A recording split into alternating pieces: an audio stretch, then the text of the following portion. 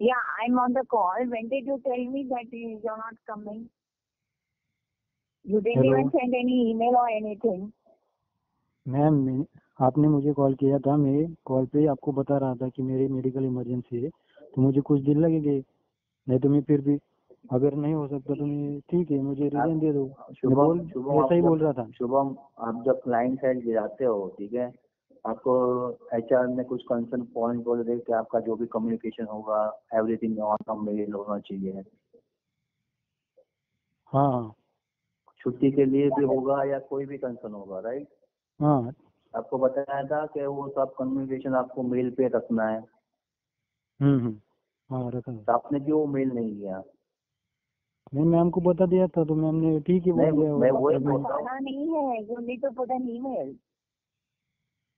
हाँ hello So then, hello madam Archana. तो आप huh, हा मॅडम मराठी येते का तुम्हाला? हो Marathi madam, Marathi. please, wait a minute. Now look at your July month. July month you are totally absent. Madam को मराठी बोलायला तयार नाही का? हॅलो हाँ मराठी में बोलो। सुनिए सुनिए सुनिए सुनिए मॅडम सुनिए. मराठीमध्ये बोला. हॅलो हा, ऐका ना. हा. तुम्ही तुमच्या ऍबसेंट जुलै पासून तुमचं हे सगळे ऍबसेंट. आणि ऍबसेंट कधी लिहिते माहितीये का? जेव्हा मला ईमेल आलेलं नसतं आणि लोक येत नाहीत ऑफिसला तेव्हा मी त्यांना ऍबसेंट मार्क करते. नाही तर बरेच जणांचे ईमेल झाल्यावर अप्रुव्हल झाल्यावर त्यांना PN मी असं लिहिते. So I have the record and tracks बरोबर आहेत माझे इथे. आता तुम्ही ईमेलच टाकला नाहीये तर मी ऍबसेंटच देणार ना. अच्छा अच्छा चालतं मॅडम. मॅडम हॅलो हॅलो विषय पण मी कॉलवर बोललो होतो. फक्त माझं एवढं तुला की एक मिनिट शुभम ऐकून घे. मॅडम हॅलो हॅलो हा बोला ना. मॅडम मी विशाल गुजर बोलतोय, टायगर ग्रुप महाराष्ट्र शापूर तालुका अध्यक्ष. कोण आहे मलाच माहित नाहीये. काय काय? कोण बोलतंय? मी शापूर तालुका अध्यक्ष बोलतोय टायगर ग्रुप. हा असं तर तुम्ही काय, पण कंपनीची जी पॉलिसी आहे तीच मी सांगते तुम्हाला. हो मॅडम बरोबर आहे तुमची पॉलिसी. आता मला तुम्ही सांगा तुमच्या मॅडम ज्या HR मॅडम आहेत त्या कॉल उचलायला सुद्धा तयार नाही, तर ते गरीब माणूस काय करणार? हा, काम केलं म्हणजे त्याचे पैसे खाणार का तुमची कंपनी? कंपनीचे रूल तुम्ही मध्यस्थी आणताय. काय वाटेल ते विधान करताय? काय काय? शुभम पाटील जे आहे जुलै पासून ते ऍबसेंट आहेत. हो मग बरोबर आहे ना. मग ते मला सांगा, त्याला पण ईमेल लिहिलेला नाहीये. मग ते काम तुम्ही करणार ना मॅडम? ईमेल वगैरे ते ईमेल जो शुभम पाटील आहे तो तुम्हाला ईमेल करार, पण ती पुढची जी प्रोसेस आहे ती तुम्ही करायला पाहिजे की नको? तुम्ही फुकटचे पेमेंट घेता का?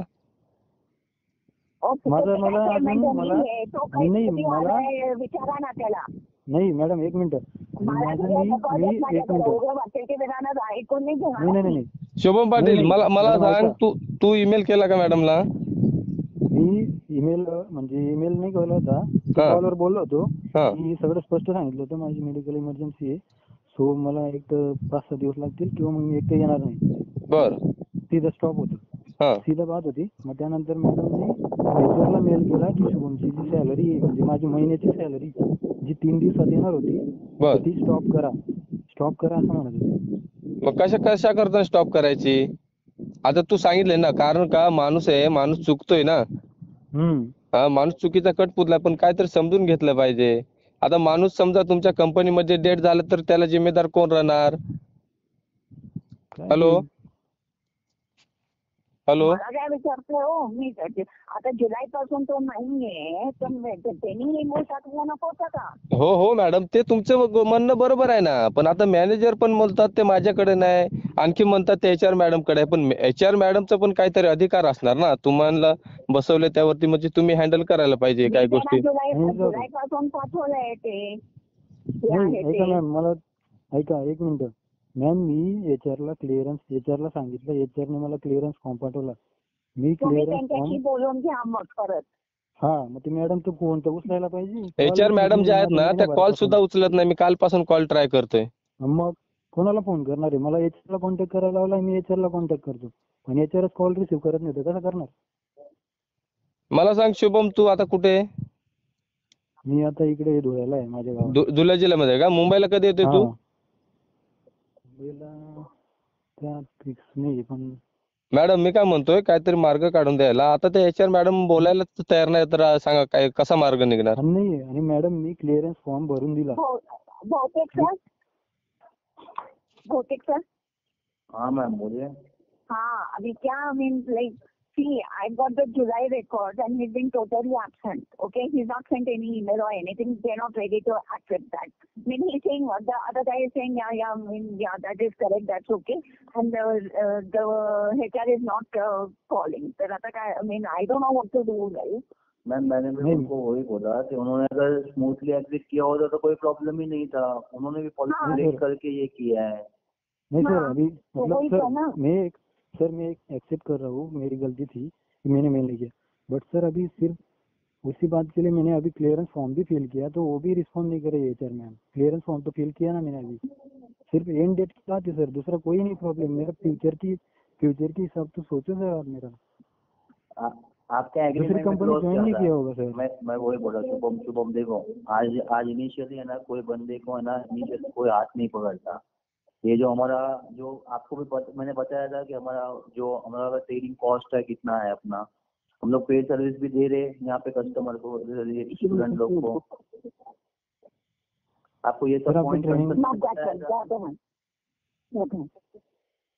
आपको मैंने प्री ट्रेनिंग क्यों दिया?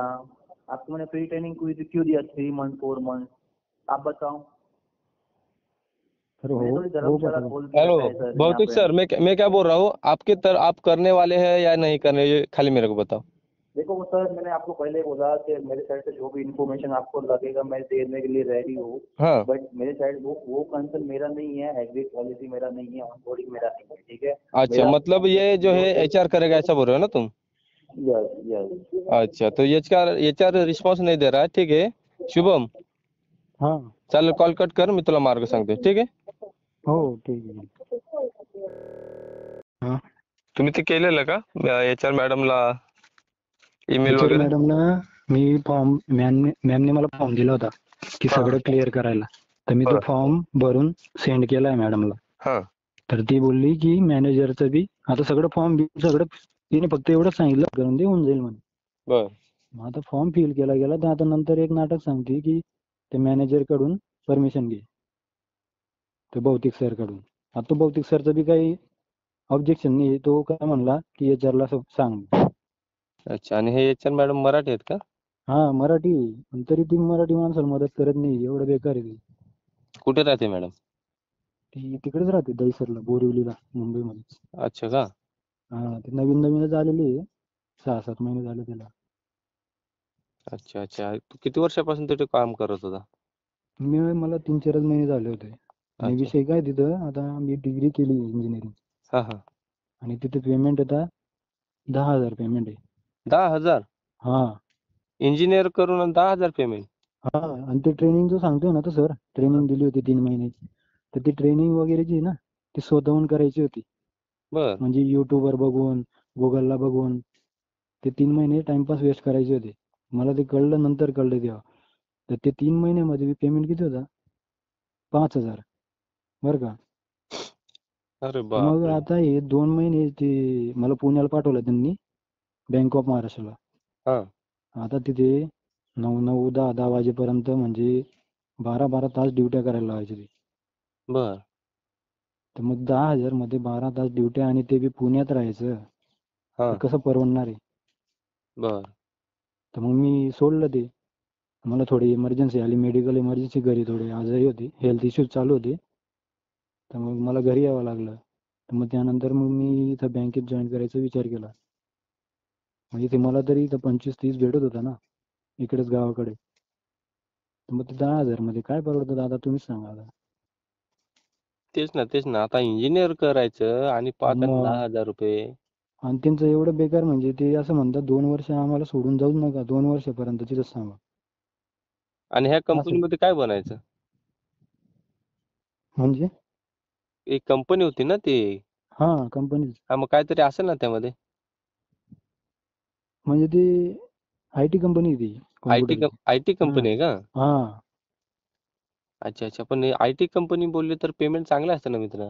हा ना, तेच ना, पण मी कसं केलं, मी म्हटलं चल भाऊ जाऊ दे, नवीन आहे, थोडा एक्सपिरियन्स घेऊ आणि मग करू म्हटलं काहीतरी.